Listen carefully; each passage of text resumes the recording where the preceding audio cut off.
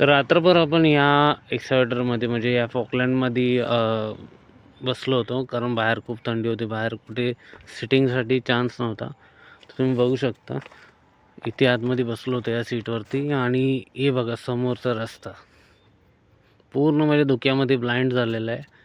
इतकं खतरनाक धुकं आहे ते. आणि आता सकाळचं 7:30 वाजताचं टायमिंग आहे. हा इकडे पेवर आहे, बघू शकता तुम्ही. आणि इकडून धक्क्याकडे जाणारा रस्ता आहे. धक्क्याकडे जाणारा रस्ता तर ऑलमोस्ट पूर्णपणे धुक्यामध्ये लपूनच गेलेला आहे. आणि आता मी गाडी लावली इथं रेसिडेन्सीमध्ये, म्हणजे इथं समोर हॉटेल आहे तिथे. आता आपण गाडीकडे जाऊया आणि बघूया गाडीची काय अवस्था झाली, कारण मला वाटतं गाडी धुक्यामध्ये पूर्णपणे भिजून गेली असणार आहे. तर गाडीकडे जाऊयात. आणि आता घरी जायचा टाईम झाला आहे. घरी जाऊन आंघोळ करून परत यायचं आहे ड्युटीवरती. सो पटकन गाडीकडे जाऊया आणि गाडी क्लीन करावी लागेल. गाडी पूर्ण भिजलेली असेल त्यामुळे. गाडी धुक्यामध्ये पूर्णपणे भिजली होती.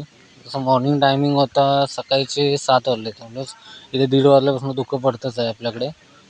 गाडी पूर्ण धुक्यात भिजली होती आणि एवढं थंड वातावरण होतं, त्यामुळे मग हात वगैरे पूर्ण होतं. त्यामुळे सगळ्यात आधी स्टार्टर दिला आणि गाडी थोडीशी वॉर्मअप केली. मित्रांनो, सकाळ सकाळी कसं गाडी अशा प्रकारे आजचा ब्लॉग होता. खरं तर मी ब्लॉग बनवायला आता टाईम भेटत नाही, खूप दिवसानंतर ब्लॉग बनवतो आहे. तर काही खास असं कंटेंट नाही आहे माझ्याकडे ब्लॉगिंगसाठी. तर वेळ असेल तर आपण कंटेंट बनवू शकतो, काही नवीन गोष्टी एक्सप्लोअर करू शकतो. पण आता वेळ नाही आहे, कारण डे शिफ्टला ड्रायविंगमध्ये जायचं आणि नाईटला परत दुसरं काहीतरी काम करायचं. काम तर करावं लागतं मित्रांनो, काम केल्याशिवाय ऑप्शन नाही आहे. कारण फायनान्शियल इश्यूज खूप आहेत, फायनान्शियल ड्यूज आहेत. सो त्यासाठी आपलं काम करणंच आहे. तर चला जाऊयात आता घरी जाऊन आंघोळ करायचे, परत यायचं आहे.